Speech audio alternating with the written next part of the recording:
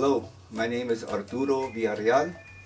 I am your lecturer today, and today I'm lecturing on one of my favorite subjects, the Olmecs. In this first slide, you will see an image that showcases the first original civilizations that emerged in the world. And you will notice one came from China, one from India, one from Baghdad, Africa, and in the Americas there was two. In South America, in the Peru area, you had the Incas, and in the area known as Mesoamerica, you have the Olmecs, the mother culture, la cultura madre, so called by Miguel Covarrubias, one of the early Mexican investigators of the Olmecs. And he named them such once he discovered they had preceded the Maya, and they were actually the first civilization, well, not just in Mexico, but in all of North America. A little bit about the geographical location about the Olmecs. You'll see in this image that they come from the Gulf Coast area of Mexico, more specifically from the present-day state areas of Tabasco and Vera Cruz. And they are associated with the pre-classic period, that period between 2000 BC and 200 AD. The term Olmec refers to an archaeological culture that flourished in the tropical lowlands of present-day Vera Cruz and Tabasco between 1800 and 400 BC. We do not know what they call themselves, but Olmec came into use to refer to a number of isolated objects that came to light in the 19th and early 20th century. The word itself derived from Olman, which the Nahuatl-speaking Aztecs of the 15th century used to refer to the rubber-producing areas of Vera Cruz and Tabasco.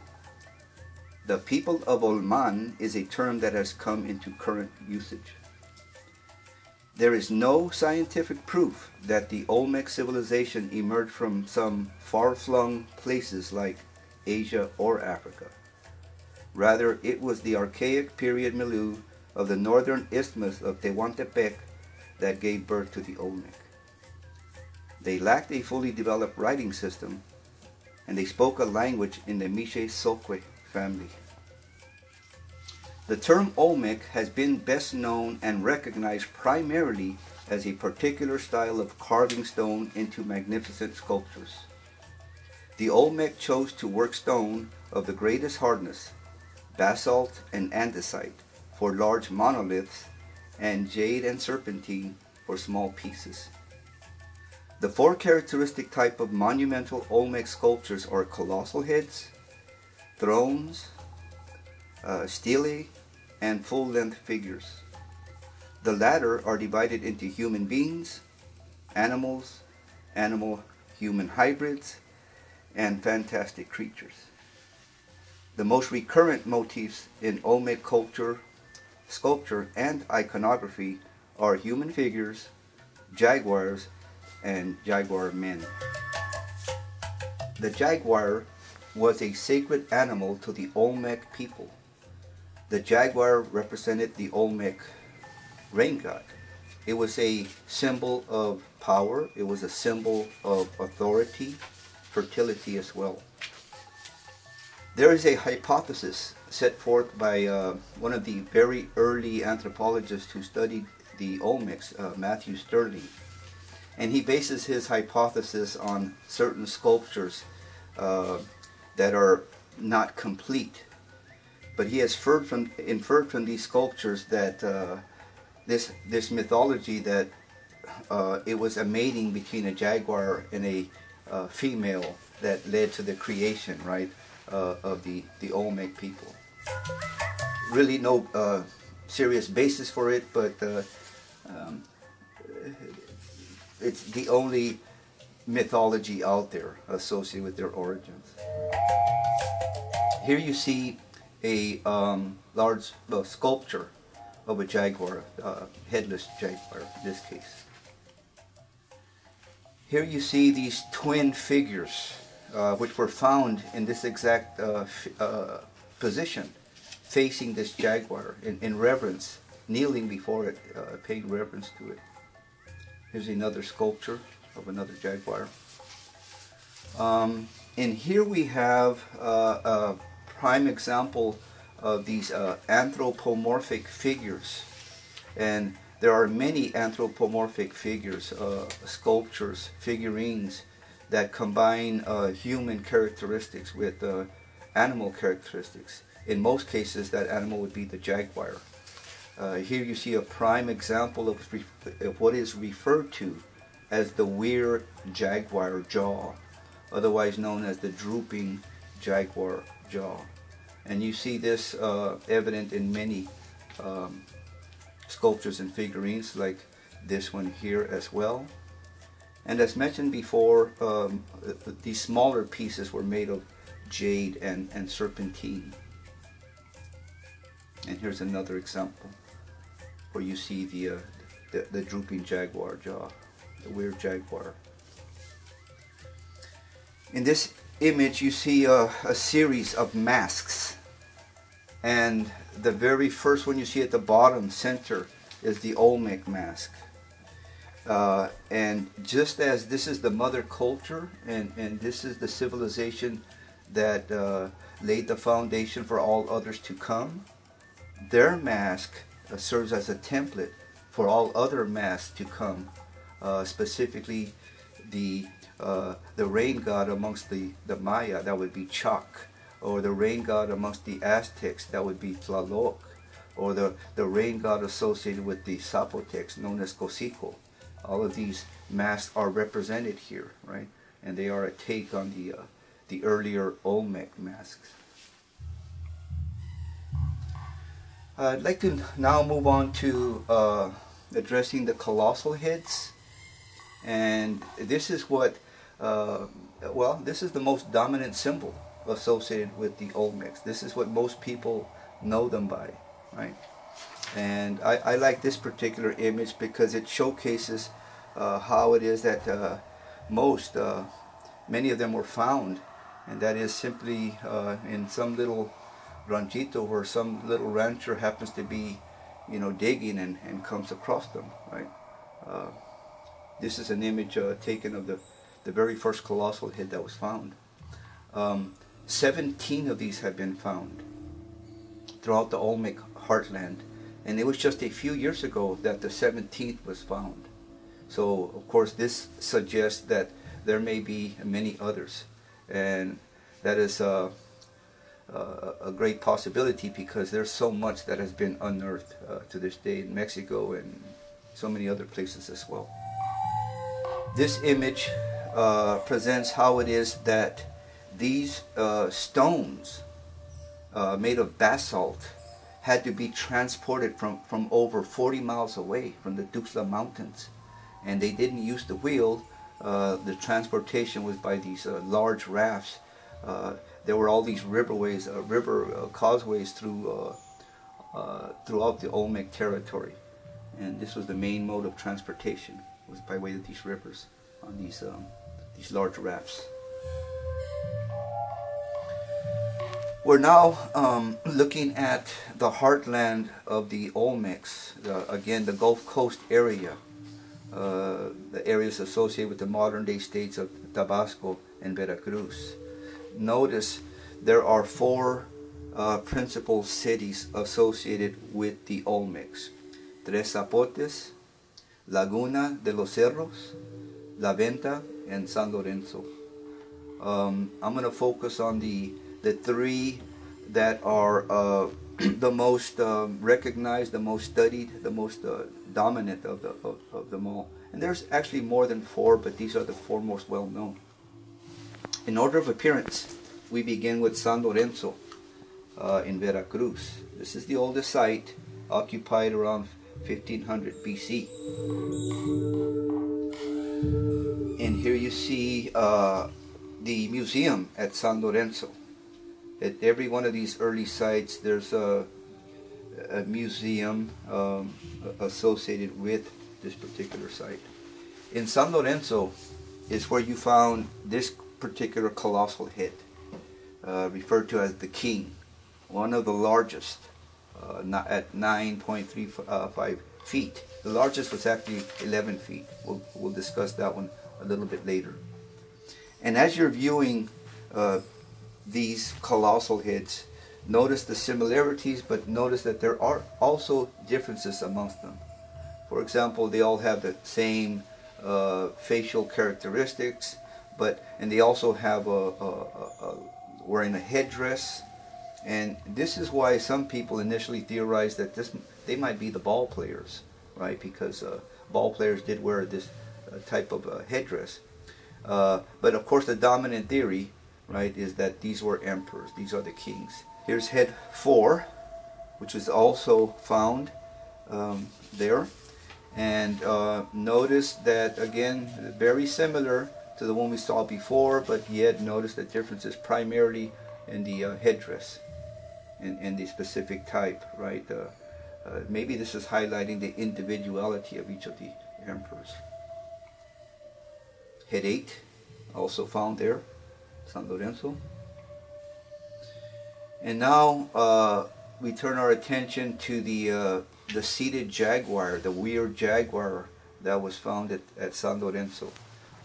Again, this perfect example of anthropomorphism, right? This combination of human characteristics along with jaguar. This is a sculpture that many interpret as a ball player, and that is because of the chest plate and that which hangs from it, which serves as a protector, and also because of what he's wearing on the shins, right? The shin protectors as well. The next major site after San Lorenzo was La Venta, and this was the of the three the most popular, the largest by far. Where Monument 1 was found, Monument 3.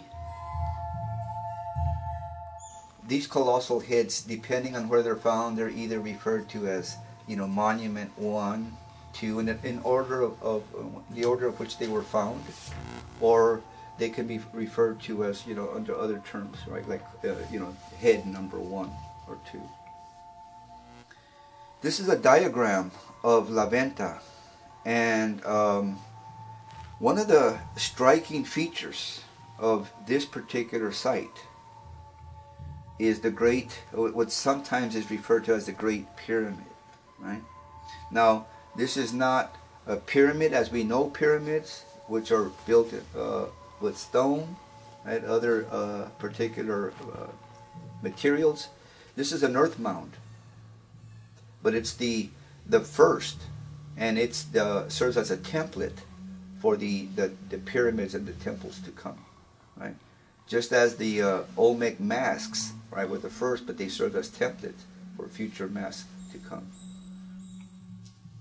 And this is a serpentine offering that was found there at La Venta, in the shape of a jaguar face. Stela 19, which was also found in La Venta, has been said to be the very first representation of Quetzalcoatl. This is arguable, but if you notice, there is this giant serpent that's surrounding the priest in the middle, who's also wearing a serpent headdress. But if you notice, right above his head, there are two Quetzal birds facing each other. And it is for this reason, right, because of this symbolism, which you find here on Stela 19, that it's been referred to as the first image of Quetzalcoatl, the feathered serpent. This is said to have been a jade serpentine offering. It was found, they were found in this exact same position when they were unearthed there at La Venta. This is an image known as the Prince. More than likely so because of the headdress and the ear spools, which were primarily worn by the royalty. This image is known as the Wrestler.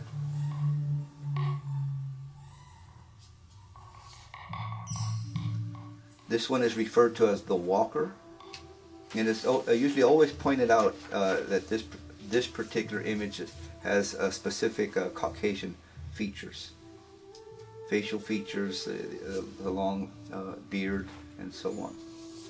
Known as the walker, although when I took a class in anthropology back in San Jose State in the early 80s, I remember my professor referring it to the ambassador, because he's walking and he's holding that banner in his hand. Altar 4, the throne. These are used to specifically be referred to as altars, and it is now common knowledge amongst the experts that these were thrones, not altars. These were thrones associated with the royalty. Notice right above the seated figure, emerging from the niche, is an image of a serpent. You might see right above him the eyes and the mouth, the fangs. The third city to emerge, the third city of importance, right, and the one to survive the longest, right, was Tres Zapotes, right? And it was at Tres Zapotes that the very first colossal head was found, Monument 1. And this is the largest, 11 feet, the heaviest, 24 tons. And take a good look at this one, because it's very distinct from all the others. Other than its largest and the heaviest, there's other distinctions. For example, the headdress is not decorated. There's no intricate designs associated with it. It's very simplistic. But also notice the eyes are shut closed, right? Only this one has the eyes shut closed. And the dominant theory behind this is that this was done for an emperor who had been deceased for a while, and it was done after the fact, right? The eyes shut to symbolize that he's deceased. It's also where Monument Q was found. And this is a very interesting stela C, with the 32 BC long count date. Apparently this is the second largest date known in all the Americas, the first being associated with the Maya,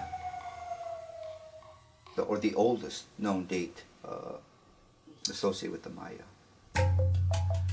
Well, the Aztecs, for good reason, refer to this place as Olman, the place of rubber, because there was an abundance of rubber trees there. And as a result, it is known that the Olmecs gave us the very first rubber ball. When the Spaniards eventually came to Mexico and got a hold of these rubber balls, they took them back to Europe, and back in Europe they referred to them as the magical balls, because they had never seen any bouncing balls before. They didn't have rubber balls. There were balls in other places, but not made of rubber. Arguably, the very first team sport, well, definitely the very first team sport in the Americas, right? And I liken this game to a combination of soccer and basketball, because soccer in that you can't use your hands, and basketball in that you have to get this rubber ball through this stone hoop up in a wall. This is a game that most people associate with the Mayas and the Aztecs, but let us be clear, it was the Olmecs that gave us this game, and it was the Olmecs that gave us a lot of what we give other people credit for. As a matter of fact, they do not get enough credit for having set the foundation for civilization to come. Right? One cannot discuss the Aztecs or the Maya or the Zapotecs or any other civilization without first referring to the Olmecs. Also, the very first to cultivate, consume chocolate as well, and of course chocolate comes from the Aztec word chocoat, but it was the Olmecs who were the first to cultivate and consume chocolate. Again, when the Spaniards eventually come in the 1500s and get a hold of it, they take it back to Europe, and it spreads like wildfire, right? It was principally consumed by the royalty here and in Europe as well, right? Eventually trickles down to the masses. Here are some of the ingredients, right, that were used to spice up, right, the chocolate: chili pepper, honey, zapote, allspice, cinnamon, vanilla, achiote. This is what they used to spicing up their chocolate. So, just to maybe wrap things up here, by way of this image, we see that although the Olmec heartland laid in the Gulf Coast area, again, modern day states of Tabasco and Vera Cruz, we see by way of the red arrows that their influence spread, right? There was diffusion throughout Mexico. And by way of this particular map, we see that the diffusion occurred throughout the Maya area, throughout the Zapotec area, and even into the Aztec area as well. So a little bit about the decline of the Olmec. Let us keep in mind that the Olmecs, at least this is one of the theories, systematically destroyed their ceremonial centers at both San Lorenzo and La Venta, and then deserted the sites. Statues were broken and buried, monuments defaced, and capitals were burned. No one knows why, but some speculate reasons involving civil conflicts or doubts about the effectiveness or legitimacy of the ruling classes. By about 400 BC, Olmec society had fallen on hard times, and other societies soon eclipsed it. And as the Olmec civilization declines, the Zapotec civilization surfaces in neighboring Oaxaca.